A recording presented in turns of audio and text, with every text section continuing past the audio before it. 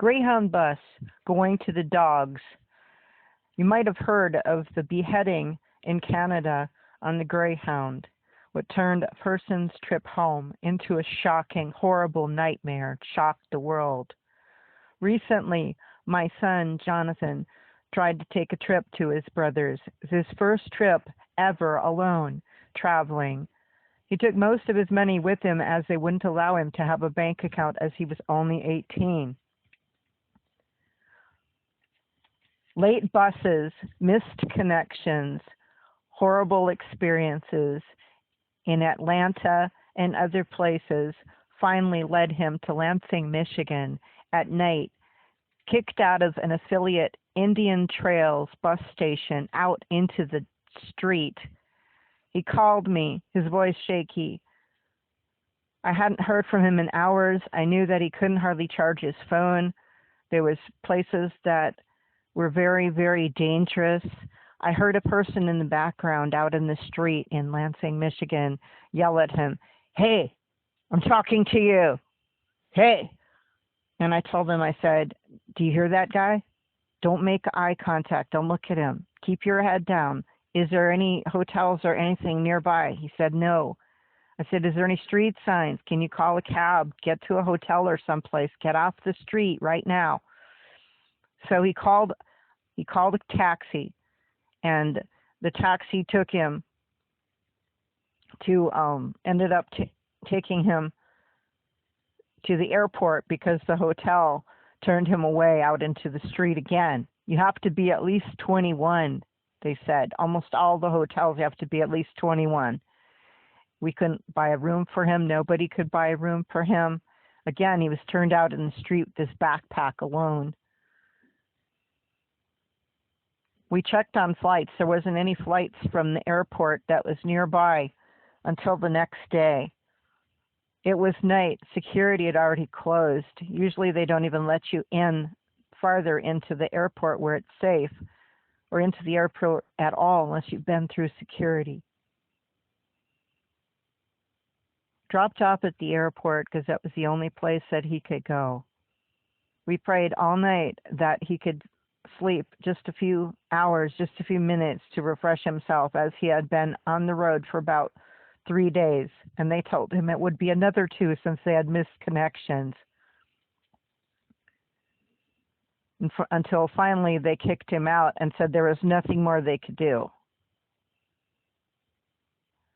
Oh God, I prayed, that's my son. That's my son. That's my life. I'm just going to die if anything happens to him. I've told people, I asked people for help. I couldn't find anybody that would even care. People that were able to help wouldn't. Finally, there was a couple people that were willing to help.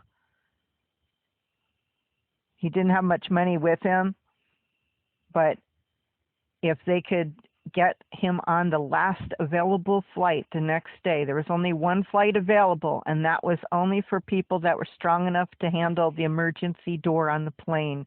And here's my young son, who's 18, who's very slight, who's usually very quiet spoken. I said, "Oh, please, Jonathan, just tell them that you're able to handle the thing if they let you on the plane." We prayed and we prayed and we prayed and we prayed. The chances of the cameras showing somebody hunched up trying to go to sleep that wasn't able to go to the security thing because they weren't open and his flight didn't leave until the next morning, the chances of him getting kicked out in the street were very, very high. Please, please, please, God, please, please, please, God, let somebody have compassion on him. Let somebody help him. If he can somehow pay back the person that got the tickets, even though he doesn't have that much money, he has all the money he's saved in the world, trying to start this new life living at his brother's house. He worked all summer and saved up some money, but that was all the money he had, and there was no guarantee of a job when he got there. Please, please, God, I thought, and please, anybody listening, if you feel led to help, to give some money to him, ZionIslandOutreach@gmail.com. Please write to me. Please write to me, ZionIslandOutreach@gmail.com. Please write if you want to send mail something to help Jonathan out, because he's safe, thank God. He's safe at his brother's, but he still has to pay back the person that got the airline ticket, because they don't have that much money either. Greyhound said a fancy thing of, well, that was our affiliate Indian Trails in Lansing, Michigan, that did that. And oh, we're sorry he experienced that. Maybe we'll give him a voucher over the phone, a $100 voucher, only good over the phone. Well, that doesn't do any good, since you've already thrown him out into the street at night and there was a creepy guy following him that probably would have robbed and killed him. That doesn't do him any good, since the hotels turned him away and wouldn't let anybody purchase a ticket for a room for him, since he was not 21. That doesn't do him any good, since nobody would take his check card, since it wasn't a regular bank or debit card.